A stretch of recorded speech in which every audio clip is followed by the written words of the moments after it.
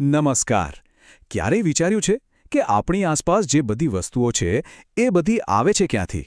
આજે આપણે એક બહુ જ રોમાંચક સફર પર જવાના છીએ. આપણે જોઈશું ઉદ્યોગની આખી ગાથા. કેવી રીતે ધુમાડા ઓકતી સ્ટીલ મિલોથી શરૂઆત થઈ અને આજે આપણે સિલિકોન વેલીના ડિજિટલ યુગ સુધી પહોંચી ગયા. જો આ સવાલ આમ તો બહુ સીધો-સાદો લાગે નહીં, પણ એનો જવાબ એ આપણને સીધો માનવ ઇતિહાસની સૌથી મોટી ક્રાંતિ એટલે કે ઔદ્યોગિક ક્રાંતિ સુધી લઈ જાય છે. આ એક એવી ગાથા છે જે નવીનતા અને બદલાવથી ભરપૂર છે. તો આપણી આ સફરને વધુ સારી રીતે સમજવા માટે ચાલો એક નજર નાખીએ કે આપણે શું શું જોવાના છીએ. સૌથી પહેલાં ઉદ્યોગ એટલે શું, પછી એની બ્લુપ્રિન્ટ શું છે, એ પછી આવશે મહાકાય ઉદ્યોગોનો યુગ, પછી એક નવા યુગનો ઉદય, અને છેલ્લે આપણે ભવિષ્યના ઉદ્યોગો પર પણ વાત કરીશું. તો ચાલો શરૂ કરીએ. ઓકે, તો સૌથી પહેલો સવાલ, ઉદ્યોગ એટલે શું? ચાલો સમજીએ. સામાન્ય રીતે ઉદ્યોગ શબ્દ સાંભળીએ ને એટલે તરત જ મગજમાં શું આવે? મોટા મોટા કારખાના, ધુમાડા કાઢતી ચીમનીઓ, ખરું ને? પણ હકીકતમાં આ શબ્દનો અર્થ બહુ મોટો છે. એટલે કે ખેતરમાં ઉગતા કપાસથી લઈને આપણા ફોનમાં ચાલતી એપ સુધી બધું જ કોઈને કોઈ ઉદ્યોગનો જ એક ભાગ છે. ચાલો હવે આપણે એ તો સમજી ગયા કે ઉદ્યોગ શું છે, પણ સવાલ એ છે કે શું બધા ઉદ્યોગો એક જેવા હોય છે?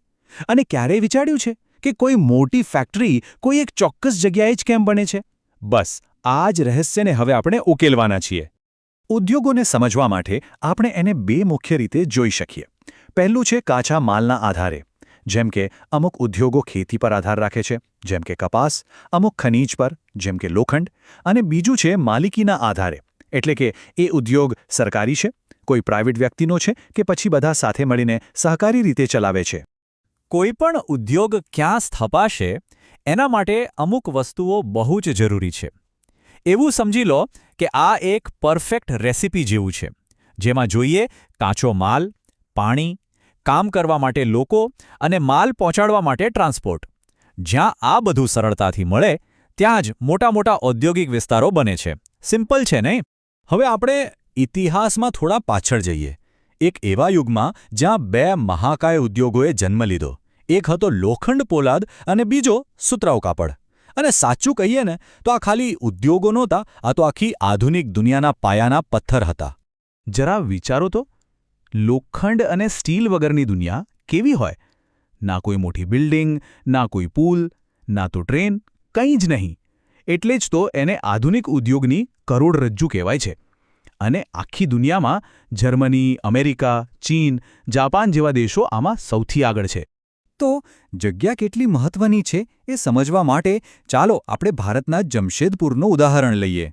આ એક પરફેક્ટ રેસિપી જેવું જ હતું. જો લોખંડ અને કોલસો જે મુખ્ય સામગ્રી છે એ આસપાસની ખાણોમાંથી જ મળી જતું. સુવર્ણરેખા નદીનું પાણી હતું જ, અને તૈયાર થયેલો માલ વેચવા માટે કોલકાતાનું મોટું માર્કેટ અને બંદર પણ નજીક. બસ આ જ કારણે જ જમશેદપુર ભારતની સ્ટીલ સિટી બની ગયું. ચલો હવે બીજા એક મહાકાય ઉદ્યોગની વાત કરીએ. અને એના માટે આપણે એક એવા શહેરનું નામ લઈશું જેનું હુલામણું નામ છે ભારતનું માન્ચેસ્ટર. હા, વાત થઈ રહી છે આપણા અમદાવાદની. પણ આવું કેમ કહેવાય છે? અને આ આખી વાતમાં જાપાનનું શું કામ છે? ચાલો આ બધી કડીઓ જોડીએ. જાણીને નવાઈ લાગશે, પણ અમદાવાદ અને જાપાનના ઓસાકા શહેર વચ્ચે હજારો કિલોમીટરનું અંતર હોવા છતાં એમની સફળતાની કહાણી લગભગ એકસરખી છે. બંને શહેરો નદી કિનારે છે, બંનેની આબોહવા કપાસ માટે એકદમ પરફેક્ટ એટલે કે ભેજવાળી છે, અને બંને જગ્યાએ સપાટ જમીન અને કામદારો સરળતાથી મળી રહેતા હતા. આ જ કારણ હતું કે બંને શહેરો પોતપોતાના દેશના મેન્ચેસ્ટર તરીકે ઓળખાયા. તો આપણે લોખંડના યુગની વાત કરી, કપાસના યુગની વાત કરી, અને હવે આપણે એક એવી ક્રાંતિની વાત કરવાના છીએ જેનો પાયો કોઈ ખાણ કે ખેતરમાં નથી. એનો પાયો છે માણસના મગજમાં. જી હા, હવે શરૂ થાય છે માહિતી તકનીકી એટલે કે આઈટીનો નવો યુગ. આજે તો આઈટી ઉદ્યોગ વગર દુનિયા ચાલતી જ નથી. એ આખા વૈશ્વિક અર્થતંત્રનું એન્જિન છે. વિચારો, આપણે પૈસા કેવી રીતે ટ્રાન્સફર કરીએ છીએ, ફિલ્મો ક્યાં જોઈએ છીએ, ભણીએ છીએ કેવી રીતે, આ બધું જ આઈટીને કારણે જ શક્ય બન્યું છે. તો હવે મોટી મોટી ફેક્ટરીઓની જગ્યાએ શું આવ્યું? ઓફિસો અને કમ્પ્યુટર્સ. સફળતાનો મંત્ર હવે કોલસો કે કપાસ નથી રહ્યો. હવે જેની પાસે કુશળ અને ટેલેન્ટેડ લોકો છે એ જ આગળ છે. અને આ જ બદલાવે દુનિયામાં નવા આર્થિક સુપરપાવર ઊભા કર્યા છે. ફરી એકવાર ઇતિહાસનું પુનરાવર્તન થયું. જેવું અમદાવાદ અને ઓસાકા સાથે થયું હતું ને, બસ એવું જ કંઈક અમેરિકાની સિલિકોન વેલી અને ભારતના બેંગલુરુ સાથે થયું.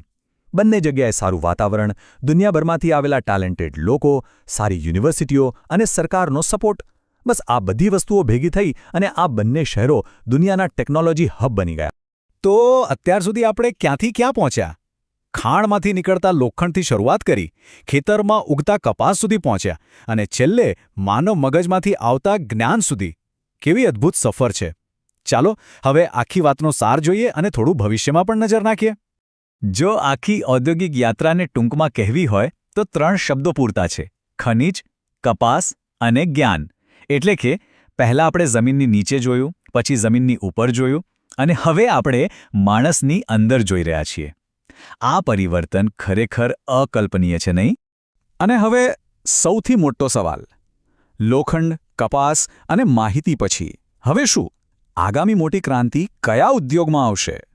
શું એ આર્ટિફિશિયલ ઇન્ટેલિજન્સ હશે કે પછી બાયોટેકનોલોજી, અથવા તો એવું કંઈક જેની આપણે આજે કલ્પના પણ નથી કરી શકતા? ભવિષ્ય કેવું હશે તો કોઈ નથી જાણતું, પણ એ રોમાંચક હશે એ નક્કી છે. વિચારવા જેવી વાત છે, ખરું?